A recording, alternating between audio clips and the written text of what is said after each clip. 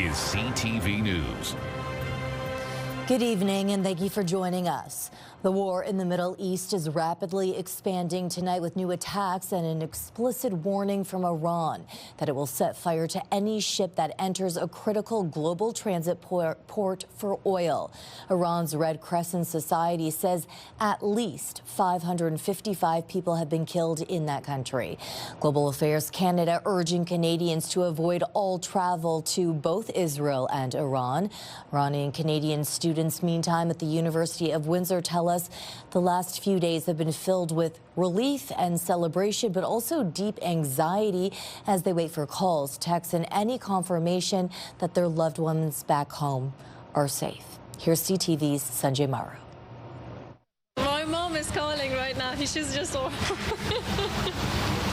A major sigh of relief for Windsor PhD student Elnaz Akavan Rezai. Her first phone call with her mother since the killing of Iran's supreme leader. The 36-year-old is highly familiar with what she calls the tyranny of the regime, arrested 3 times by Iran's morality police before moving to Canada in 2020. They didn't like the way I covered my hair or something, and then they just, they look at you and say, oh, well, your jeans is not proper, get in the van.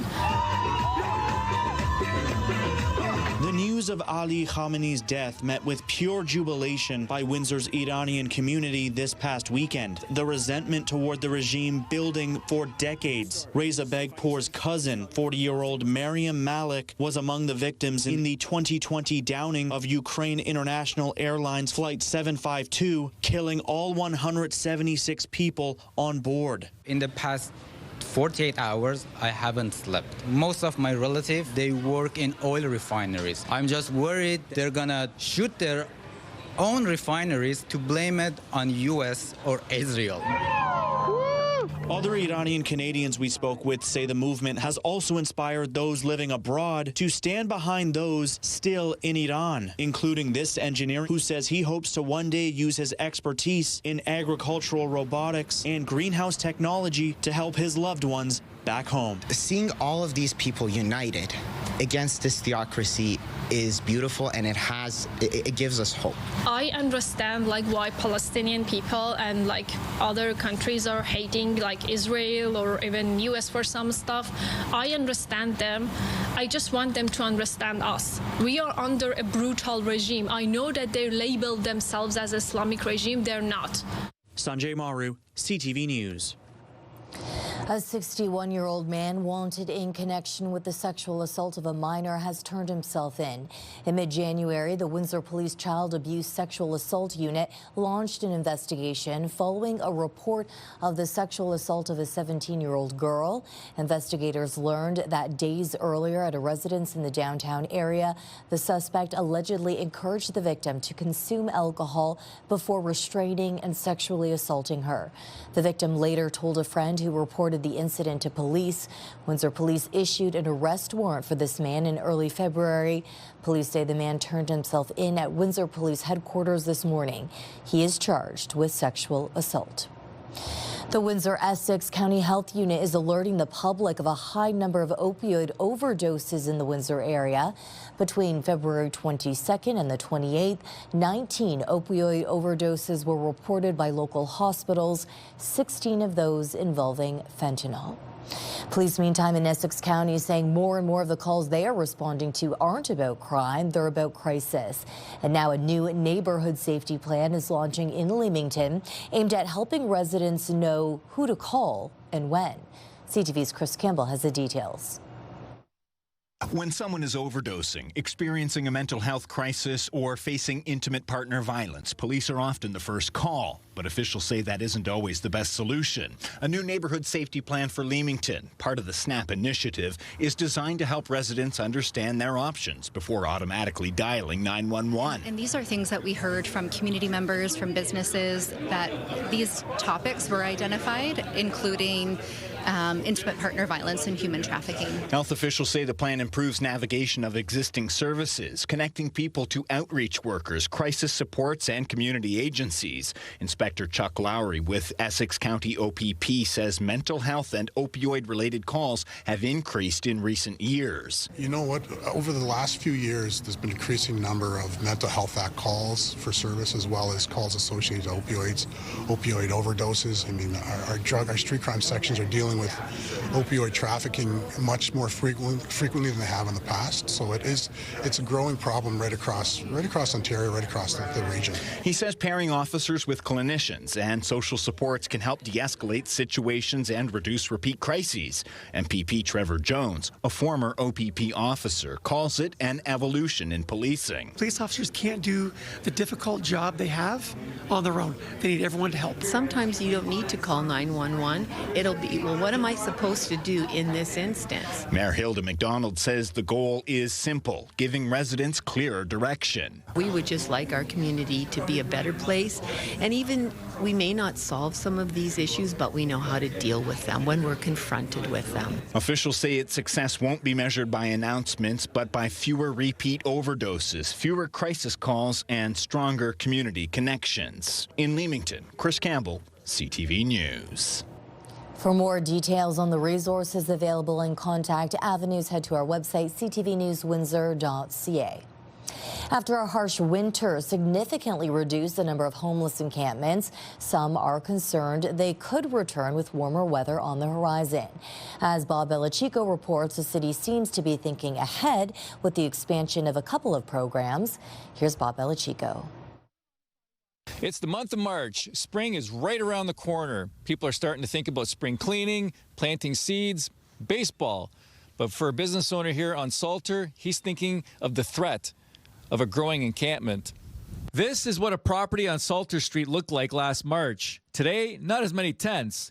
According to the city, encampments were down 57% this winter, but auto repair shop owner Alex Pagani is grudgingly anticipating a return with spring on the horizon. They were obviously somewhere else during the cold months, but now it's going to warm up and it's going to start filling up again, and it's going to be back to the same thing that it was last year. It may have already started. According to the city, a tent was pitched in this area of Jackson Park Sunday. Someone sent me a message and said there was a tent here in the park, and a few hours later we were able to get the people to the supports that they needed to be at and get the tent removed from the park. It's a good example of a program that had a soft launch in February involving the City of Windsor and multiple community partners. It was temporarily expanded today to support the vulnerable and homeless in the community. Traditional services are only available Monday through Friday during regular business hours. One part of the expansion involves the mobile outreach support team partnering with city social workers to make services available 7 days a week. The second part is family services and their homelessness street outreach workers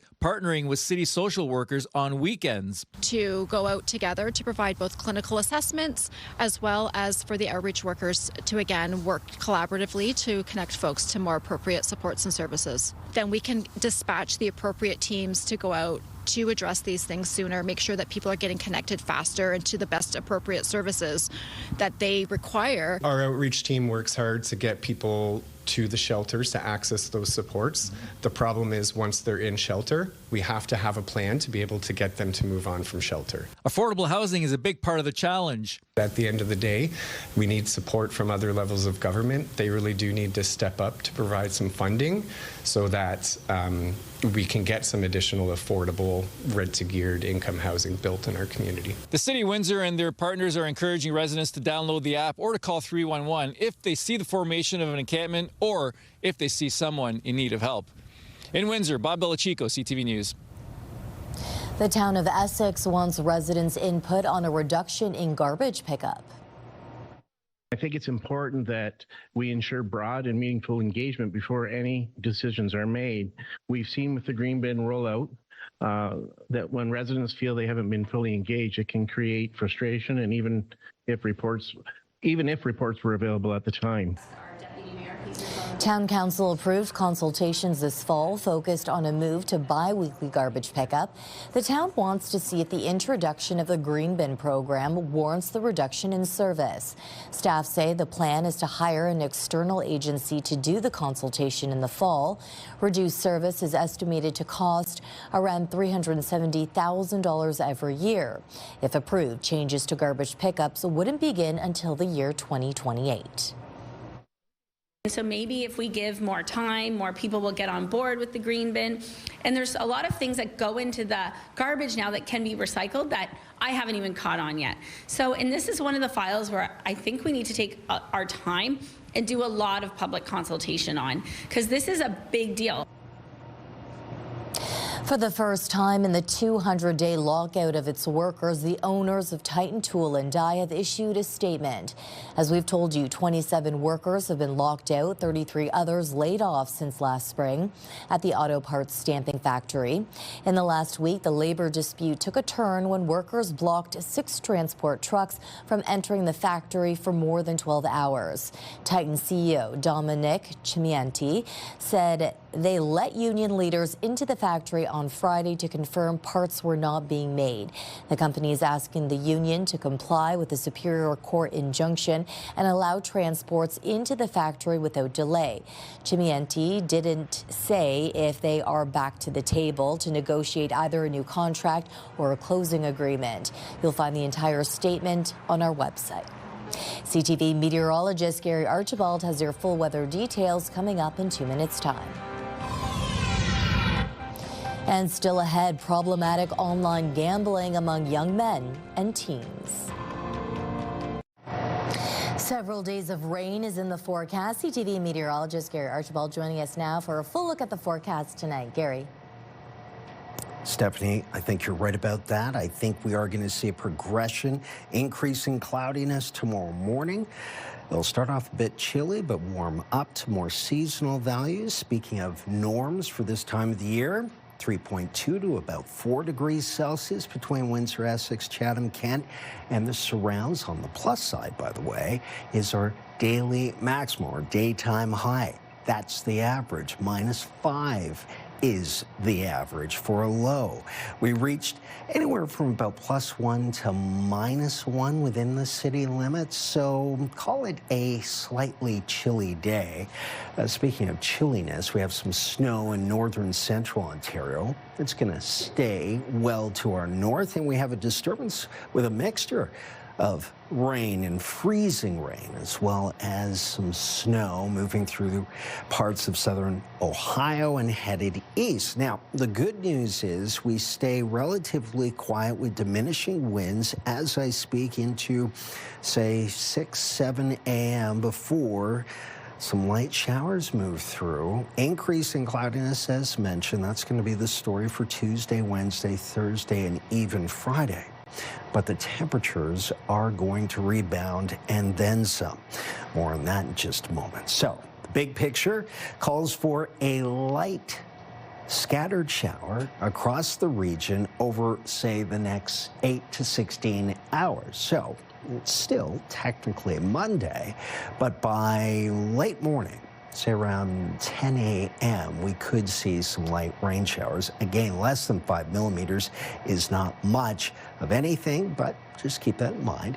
Keep the umbrella nearby so you don't get wet. Overnight temperatures do dip to seasonal values. We'd be closer about -5 at this time of the year, but we'll get down to about -7, feeling like -12, increasing cloudiness, a light breeze, and then by the midday, that's when we could see some rains along the north shores of Lake Erie and anywhere from Windsor, Essex, east towards Chatham, Kent, and from there, further east towards the GTA. That's where we'll see the track of rain showers moving through. We'll see a high of 4 degrees. The next 7 days, it's just surging temperatures. Again, the average high is closer to +5 this week. So we're looking at 4 tomorrow, rainy Wednesday, Thursday, Friday, and Saturday. 6, then 12, then 14, then 60. What a progression. The weekend's not completely gray and wet. Sunday will recover nicely. 13 balmy degrees, well above seasonal, and see a nice mixture of fair weather cloud and some sunny breaks. Monday, 12 degrees a week from now, still above seasonal by about 7. So all in all, not a bad looking forecast. Just keep that in mind, that the rain is going to be a big part of it for the next several days. Stephanie? Mark Carney's next stop is Australia and later Japan after wrapping his trip to India this morning. The Prime Minister says he and India's Prime Minister agreed to sign an economic partnership agreement by the end of the year. CTV's Abigail Beeman is traveling with the Prime Minister. Prime Ministers Mark Carney and Narendra Modi launch a new phase of the Canada-India relationship, and Carney invited Modi to visit Canada.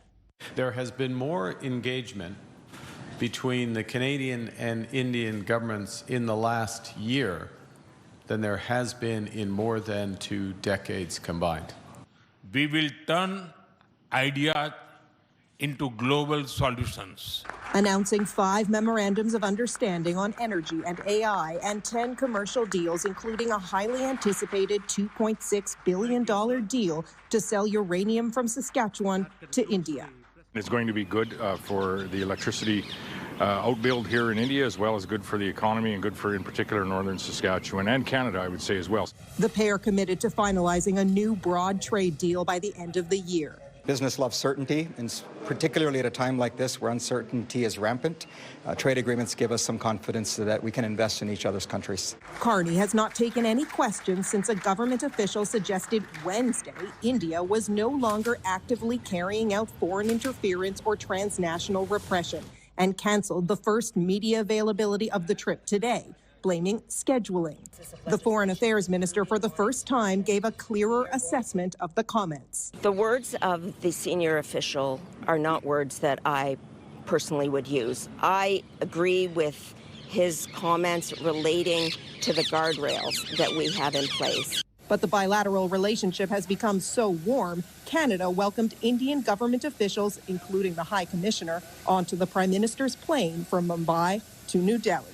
Carney's office said Modi accepted the invitation, but there's no timeline for a visit to Canada. Abigail Beeman, CTV News, New Delhi.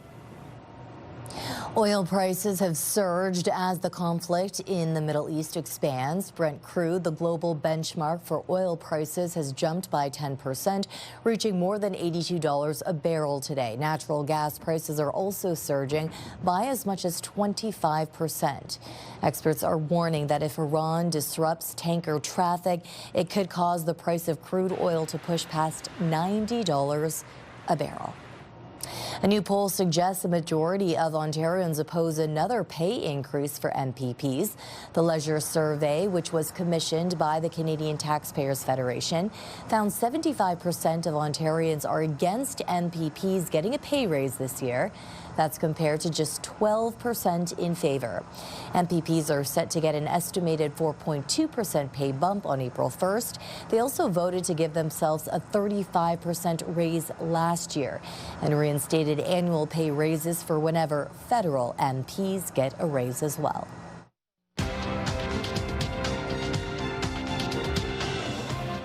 Strength in the energy sector helped Canada's main stock index climb higher. The TSX gained 201 points. In New York, the Dow lost 73. The Nasdaq added 81. The Canadian dollar fell a quarter cent today. On commodity markets, gold climbed more than $60 an ounce. Oil jumped more than $4 a barrel. A mother in Quebec is speaking out after a man tried to meet up with her 13-year-old daughter after they met one another on social media. CTV's Denise Roberts reports. As a mother to a 13-year-old girl, Gabrielle says she tries to keep on top of her daughter's online activities. She acknowledges teens can be naive. Last week, her daughter received a message from a stranger on Instagram. The conversation started with some flirtation. He tells her he is 18, and she tells him she is 13 and too young for him. But he continues to pursue her, sends her suggestive pictures, and asks her to come over to his place alone. Sensing something wasn't right, the girl showed her mom the messages, who called police. Longueuil police say they may open an investigation, and the only advice they gave the family was to block the man on Instagram and have a conversation about online safety. It's an all too common story, according to the Canadian Centre for Child Protection. Jacques Marcoux says the problem is the onus is put on parents and not the platforms. These platforms are somewhat like Trojan horses into the lives of our kids. And that's really dangerous because there's no world in which a parent would let someone knock on the door at night on your home and go upstairs and hang out with your child. In the last 6 years, he says the centre has received thousands of sextortion reports from Canadian children, likely a fraction of what's really going on. The vast majority of kids, unfortunately, in these types of crimes have never come forward at all. He says it's important to report these incidents, which will put pressure on Canada to take action to better protect children online. There has to be guardrails in place that requires companies to do better. Gabrielle is grateful her daughter spoke up. Now she's speaking out. Faut que ça l'arrête, là. To prevent this from happening to others. Denise Roberts, CTV News. And a new study published in the Canadian Medical Association Journal today shows a dramatic rise in young males seeking help for problematic online gambling. It comes in the wake of Ontario expanding the online gaming market and legalizing single-event sports betting. CTV's Pauline Chan has the details. We were interested in looking at changes in health harms as a result of the various policy changes that happened in Ontario. Researcher Ryan Forrest looked at the development of Ontario's online gambling formats from a single government-run website in 2015 to legalized single-event sports betting in 2021, and then becoming the only province in Canada to open a privatized market for gambling. There are now more than 80 gaming and betting sites, with $63 billion being wagered on these sites through 2.1 million accounts in 2024. Forrest says the introduction of in-play betting, which can be done even after a game has started, has been particularly harmful. It allows really rapid, continuous betting during sports events.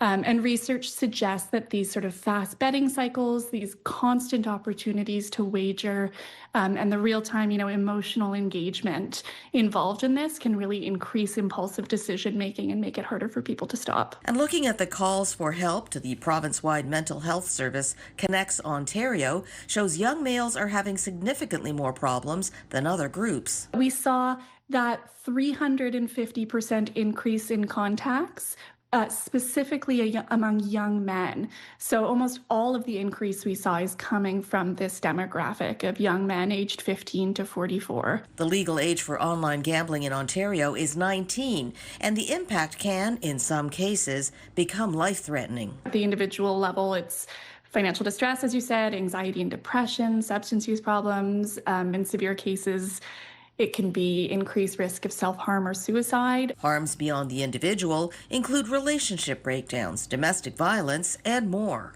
Other provinces are going to be wanting to look closely at this. She says things like stronger limits on advertising, spending limits, and making sure treatment is available and accessible are all important considerations. Pauline Chan, CTV News. Discussion here at Windsor City Hall. Windsor's top stories. A major project is about to get underway. Breaking news alerts. Severe weather is a possibility. And watch live. Good evening, and thank you for joining us. Download the CTV News app.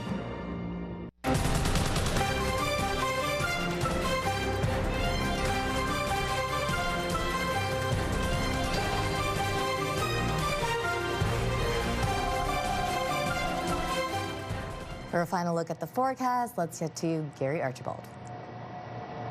Stefanie, we're talking about increasing cloudiness through the early stage of tomorrow morning.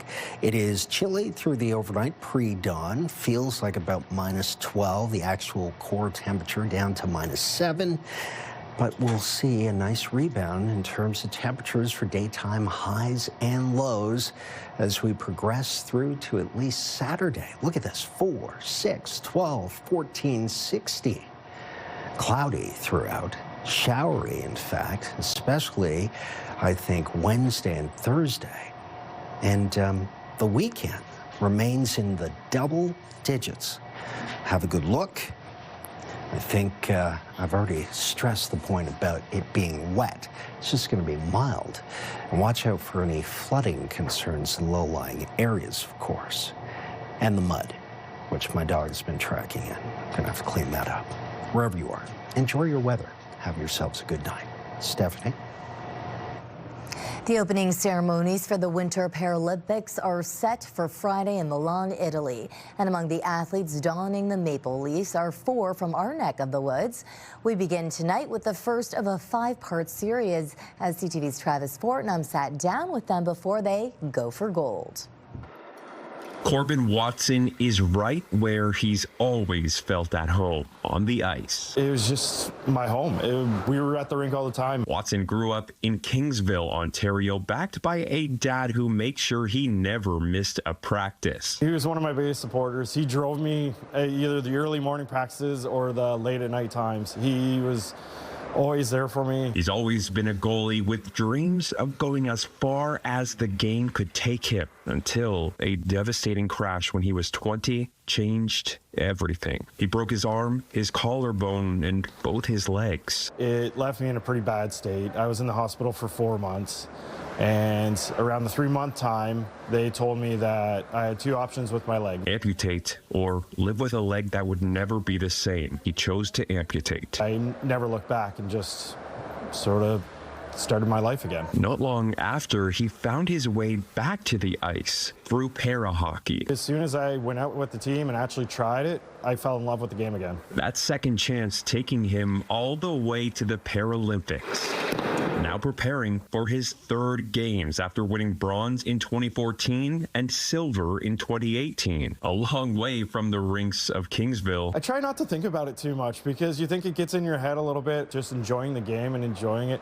It keeps me at my roots and it keeps me level-headed and playing the game I love. But these games will be different. His dad won't be there. He unfortunately passed away last year. So it's a little different. So I'll be thinking about him, thinking about home. But I know that's going to drive me to push myself during the Paralympics. And when the games are over, he'll go back to Kingsville, where it all began. The guys treat me just the same. They toss a couple jokes in when they score. It's like, hey, we scored on a Paralympian. And it's like, yeah, you did. Travis Fortnum, CTV News. Can't wait to cheer on Team Canada once again. That's your news for tonight. Thank you for joining us. See you right back here tomorrow.